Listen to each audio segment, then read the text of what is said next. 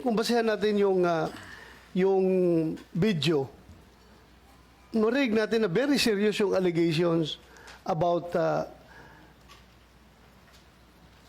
yung sinasabi na pwedeng ipapatay si Morales, maraming paraan para patayin si Morales. And hindi ko rin makukonsensya kapag after this hearing, kung i-terminate na natin itong hearing na ito ngayon, tapos may mangyari kay Morales, mamamatayan, dahil hindi natin nakumpronta si James Kumar as to the veracity of that conversation.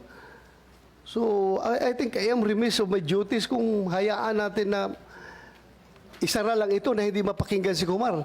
Kasi very serious yung sinasabi nitong former Napolcom personnel na si Picoy, kahit na sinasabi niya na katang-isip lang yung nasabi na, well, I don't believe you, Mr. Picoy. I don't believe you. In the first place, sinasabi mo na katang-isip mo yun. Pero, paano ka, alam ko yung ginawa mo ngayong Descartes, afterthought na lang. Gusto mo lang magpapalusot. Dahil, sabi mo, last hearing, na gusto mo lang, diskarte mo lang yun para maimbitahan ka dito, para pakita ka ng mga ebidensya mo na yung dala mong papel para mapatawag ka lang, kaya mo ginawa yon. Sinabi mo naman na hindi ka narinig, hindi mo alam na nandun si Morales nakikinig sa usapan ninyo. At hindi mo alam na mayroong video recording, may CCTV. How come na magdrama-drama ka doon kung ganon? So I don't really believe you, Mr. Santiago. Yeah, you answer. Sir, para sa akin po, sir, opinion niyo po yun eh. Pero ang katotohanan po, nasabi ko na po. Katotohanan mo? Yes, sir. Is that your truth? Yes, sir. Nalukuhin kami dito? Hindi po kayo, sir, ang niloloko ko, sir. Sir, hindi ko po kayo niloloko, sir. Meron ka pang daladalang... we are inviting you here to shed light on the... Yun yung papel mo doon sa CCTV recording. Yes, sir. Kaya kita inibitahan. Yes, sir. At hindi kita inibitahan dito para kunin yung expert opinion mo. May dadala ka pang papel nga tuturuan mo kami kung paano gumawa ng operation to conduct report, yung pre-operational report. Sino ka para magturo sa amin dito? Hindi ka nga naging pulis, hindi ka nga naging PDEA. Na Polcom employee ka lang, na-dismiss ka pa. So paano ka bigay ng expert opinion sa amin? This committee doesn't need your expert opinion here. This committee wants your answer as far as your participation in that very telling video recording CCTV. It's unfair for me kung hindi ko pakinggan si Kumar dito sa open hearing, tapos kayo napakinggan ko dito.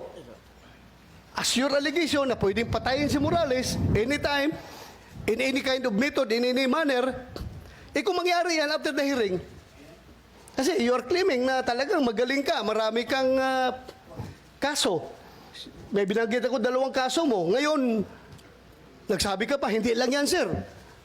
Mukhang talagang parang nakasandal ka sa pader kung magsalita ka. Sir, kagaya po ng sinabi ko, sir, opinion niyo po yun, pero yung katotohanan po, sa akin po yun. Sinabi ko na po. So, ibig mo sabihin, totoo talaga yun? Na naluloko ka lang? Kagaya po ng sinabi ko noong unang hearing, sir, niloloko ko po si Romy, hindi po kayo. Pero sila ang nagpasakay sa inyo, hindi po ako. Anong reason mo? Bakit mo siya niloko? Kagaya po nung sinabi ko noong unang hearing, sir, meron po sana akong gustong patunayan na 2 bagay. Yan ang unang bagay na nakarating ako dito dahil sa kwento ko sa 2. Hindi po kasama kayo. Siya ang nagpasakay sa inyo, sir, hindi ako. Ano nga rason? Bakit mo mangloko? Lukuhin itong kausap mo?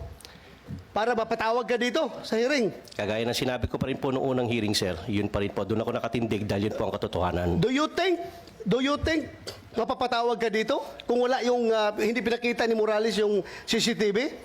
At hindi mo alam na may CCTV recording yon. At hindi mo alam na nandun si Morales nung nag-uusap kayo.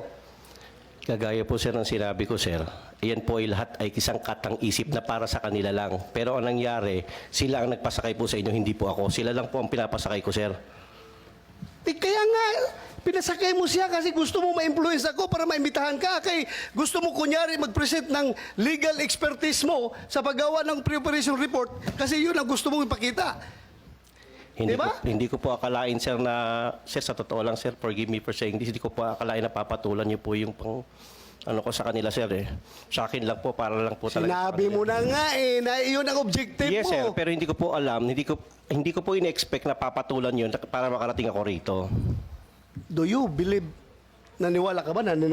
Maniniwala yung tao sa'yo? Yung sa video na yon na mangloko ka lang? Depende po sir yan sa taong nakikinig sir. Ang akin po, You are lying! come again sir? You are lying! Opinion niyan sir, sa akin po naman yung totoo lang. From sa unang I am- hearing hanggang dito. As chairman of this committee, I am going to cite you in contempt for lying.